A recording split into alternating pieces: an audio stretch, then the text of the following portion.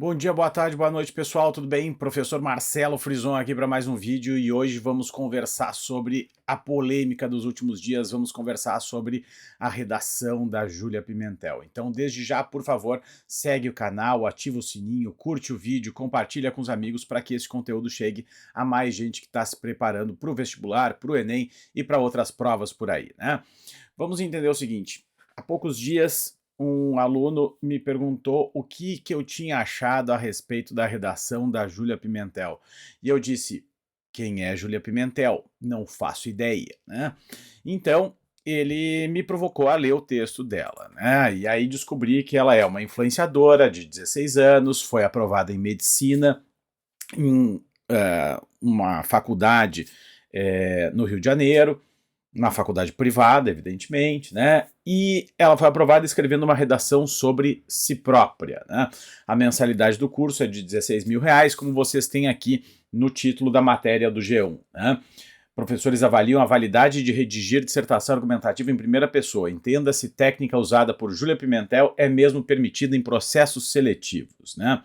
Aí diz assim, ó, aos 16 anos e com mais de 3 milhões de seguidores no TikTok, a influenciadora Júlia Pimentel optou por apagar o vídeo em que descrevia sua mais recente conquista. Ela foi aprovada em medicina no Instituto de Educação Médica, o IDOMED, faculdade privada do Rio de Janeiro, cuja mensalidade é de R$ 16.253. Agora ela tenta buscar uma alternativa para ingressar no curso, mesmo estando no segundo ano do ensino médio. Esta é a Júlia, né? Gente, eu não sei qual é a validade de trancar a segunda série do ensino médio no meio, né? Quer dizer, é o meio do ensino médio, ela está exatamente na metade do ensino médio. Para começar a fazer um curso de medicina, ela teria que entrar na justiça, e ela perderia 1 ano e meio de matéria que, de alguma forma, é pré-requisito para ela ingressar numa faculdade, né? Eu fico imaginando que ela vai perder muitos conteúdos, especialmente de química, de biologia, né? Matérias que são importantes no curso de medicina. E não ter esses conhecimentos básicos me parece que pode prejudicá-la. Mas, enfim, se a justiça entender que tudo bem, né? Só que normalmente nesses casos o estudante fica condicionado a apresentar o diploma do ensino médio antes de se formar no curso superior, porque senão aquele diploma ali só passa a ter validade no momento em que o estudante se formar no ensino médio, né? Não adianta ter um diploma de curso superior sem ter o diploma do ensino médio. Uma outra história que eu achei meio esquisita, que os alunos contaram, é que ela faz aula online, ela faz aula em casa, o que é esquisito porque até onde eu sei isso não é permitido no Brasil, mas enfim, posso estar desinformado, né? E a outra questão é o valor da universidade, né, da faculdade, aqui R$ 16.000. Gente, é o preço de uma faculdade de medicina, né? Aqui no Rio Grande do Sul, a PUC cobra mais de R$ 10.000. É natural que no Rio de Janeiro o valor seja mais alto, né? Enfim. Então a polêmica começou porque ela mostrou a redação na internet, né? Ela postou a redação dela, né? Ó, a jovem havia mostrado a redação que escreveu no processo seletivo. Nos comentários, usuários da rede social debocharam. Um escreveu assim: para, gente, ela achou que era legenda para a foto do Instagram. Outro: você usou o chat GPT free ou pago. Um terceiro: a redação inteira em primeira pessoa, kkk, inacreditável. E um último aqui, ó, faltou começar com o querido diário. Bem, se ela usou o chat GPT ou não, eu não tenho como afirmar, é óbvio que não, né? Ela diz que não usou. Agora, os outros usuários que fizeram comentários a respeito da forma como ela escreveu o texto, eu tenho que dizer que esses usuários estão equivocados. A redação da Júlia não tem nenhum problema. Tá? Vamos entender por quê. Ó. Aqui embaixo, na mesma matéria do G1, nós temos a proposta da redação da IDOMED. Né? Aí tínhamos uma tirinha da Anésia, aqui, ó, a Gertrudes postou uma foto do almoço dela. Totalmente desnecessário. Quem quer saber que ela almoçou estrogonofe? Aí uma terceira lá atrás pergunta, estrogonofe de quê? Enfim.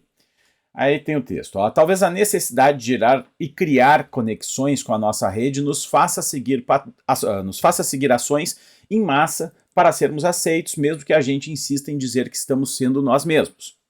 Com base nos textos desta avaliação e nas suas experiências, produza uma dissertação argumentativa entre 230 e 350 palavras, utilizando a norma padrão da língua portuguesa sobre o seguinte tema: qual marca da sua personalidade ninguém roubará de você? E por quê? Gente, é impossível escrever sobre isso sem usar a primeira pessoa. Então, a meu ver, a redação da Júlia atende aos critérios solicitados pela IDOMED.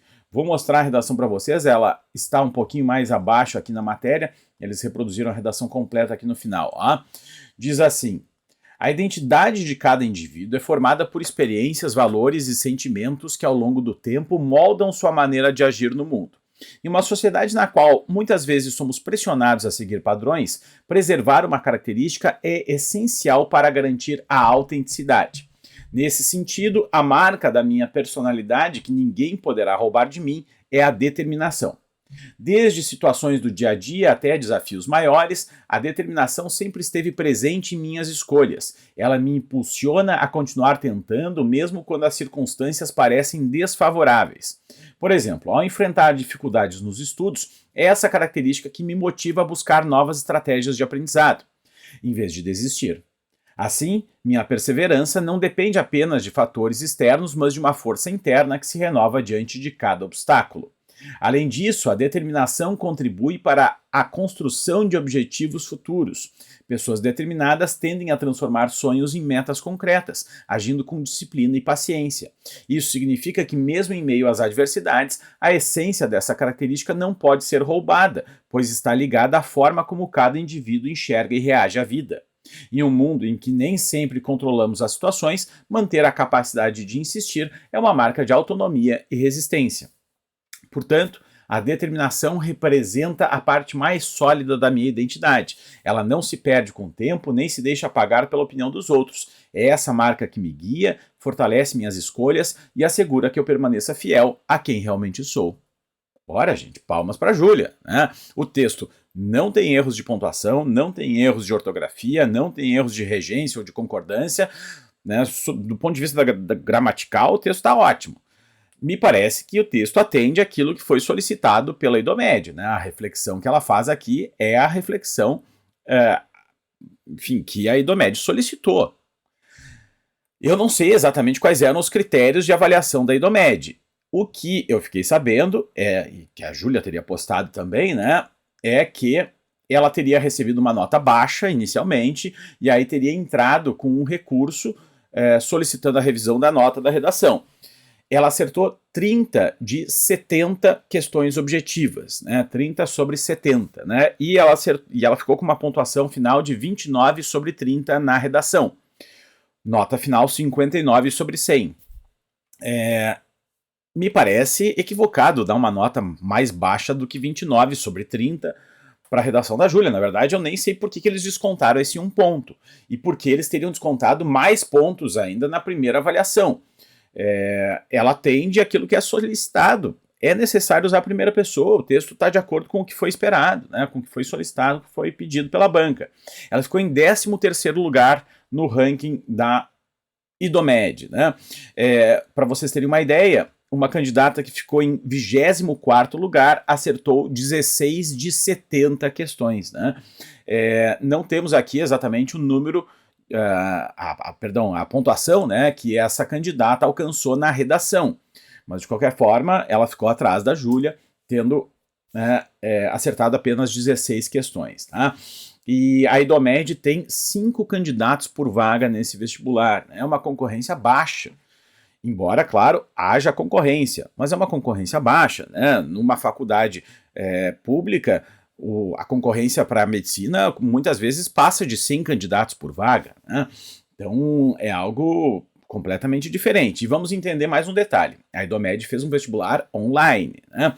O que eu acho estranho do vestibular da IDOMED é que a Júlia conseguiu copiar e colar o texto dela e nos mostrar. Né? Quer dizer, eu não sei se ela primeiro digitou o texto num bloco de notas e depois passou para o site da IDOMED, ou se foi o contrário, escreveu primeiro no site da IDOMED e passou para um bloco de notas, para, enfim, algum editor de texto. Né? O fato é que nós temos acesso à redação aqui. Essa parte está mal explicada. E por que eu digo isso? O vestibular da PUC do Rio Grande do Sul, no inverno, sempre é online. Né? No verão, eles fazem uma prova presencial, mas depois eles fazem alguns vestibulares complementares que também são online. Né?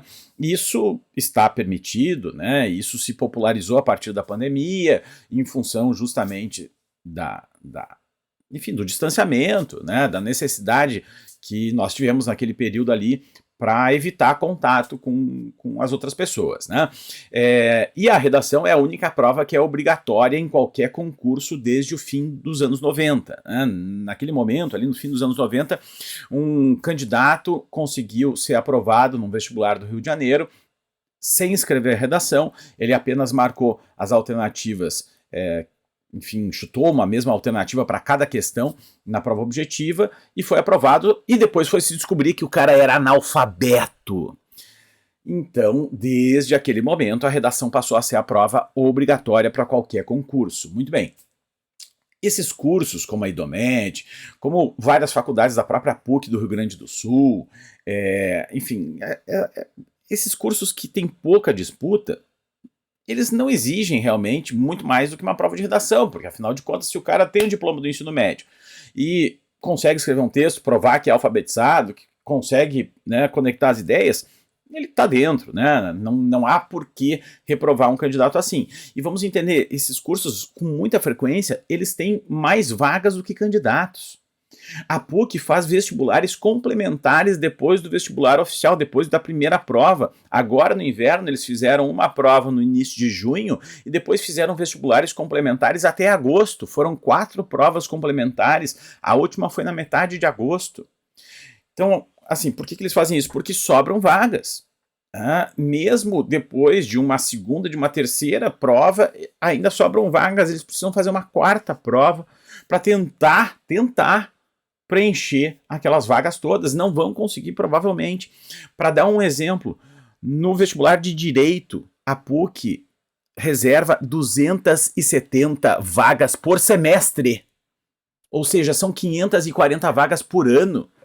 Eu fico pensando que se só a PUC do Rio Grande do Sul oferecesse o curso de Direito no Brasil inteiro, o país já estava abastecido da quantidade de advogados necessária. Mas temos cursos de Direito aos montes. Só aqui na região metropolitana de Porto Alegre dá para listar, além da PUC, a Universidade Federal do Rio Grande do Sul, claro, né? Também tem curso de Direito, é mais disputado, porque é público, mas enfim, tem curso de Direito. Unicinos, Ubra, Uniriter, Fevale, Fundação do Ministério Público, Verbo, Faculdade Dom Bosco. É uma infinidade de cursos, né? Todas essas universidades, faculdades oferecem cursos de direito. Então, assim, para que tanto, né, gente? Mas isso é outra questão, os valores são diferentes, é claro, né? Quem não se importa de não ter um diploma da PUC ou da URGS, né? Que são universidades mais bem colocadas, né? Mais respeitadas, mais conhecidas, não vê problema em fazer um curso numa faculdade menor, tá preocupado basicamente com diploma, vai pagar menos, né? Vai estudar e, enfim, vai se formar e muito bem. Agora, o vestibular da PUC, voltando a ele, né, o vestibular online da PUC, ele funciona assim. A PUC grava a câmera, grava a tela e grava o som, grava o microfone do candidato. Então, se o candidato estiver conversando com alguém, uma inteligência artificial vai avisar, para de conversar. Se o candidato estiver olhando para o lado, a inteligência artificial vai mandar olhar para a tela, vai mandar olhar para frente, né? E se o cara estiver usando alguma outra janela para copiar o texto de algum outro lugar, né, a PUC vai notar pela gravação da tela. Então, a PUC tem bons recursos para atestar que não ocorre fraude no seu vestibular. Além disso, não é possível recortar e colar ou copiar e colar um texto no vestibular da PUC online. Não é possível copiar e colar nem mesmo uma frase que o próprio candidato escreveu. Às vezes a gente quer mudar uma frase de lugar no texto, né? E no vestibular da PUC isso não é possível. Se tu escrever uma frase e quiser mudar de lugar essa frase no texto, então tu vai precisar reescrever essa frase no ponto em que tu gostaria de inseri-la, porque ele não vai te permitir recortar aquela frase daquele ponto e colar em outro ponto do texto. Além disso, a PUC também manda desabilitar qualquer recurso de revisão ortográfica, né? Os computadores hoje em dia, os navegadores com muita frequência têm esse recurso, né? Em que sublinham uma palavra quando ela está escrita de forma errada, e, portanto, a PUC impede que isso seja utilizado, né? Ou seja, a PUC tem ótimos recursos para testar a segurança e para evitar fraudes. Não me parece que seja o caso da IDOMED. Afinal de contas, a Júlia conseguiu copiar e colar o seu texto e nos mostrar, né, enfim, essa redação. Então, aí temos uma situação bem esquisita, né? E, além disso, a sensação que eu tenho, gente, é de que um texto assim, claro, não é um texto exigente, né? É um texto relativamente fácil, não é difícil escrever sobre uma característica pessoal, né? Acho que ela escolheu bem a característica que ela queria abordar.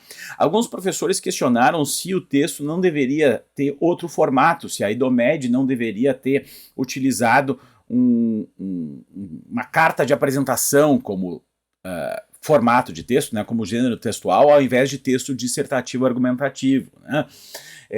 Agora, isso quem decide é a faculdade, é a universidade, né? O formato do Enem, da redação do Enem é de um jeito, da URGS é outro, da PUC é outro, da IDOMED é outro.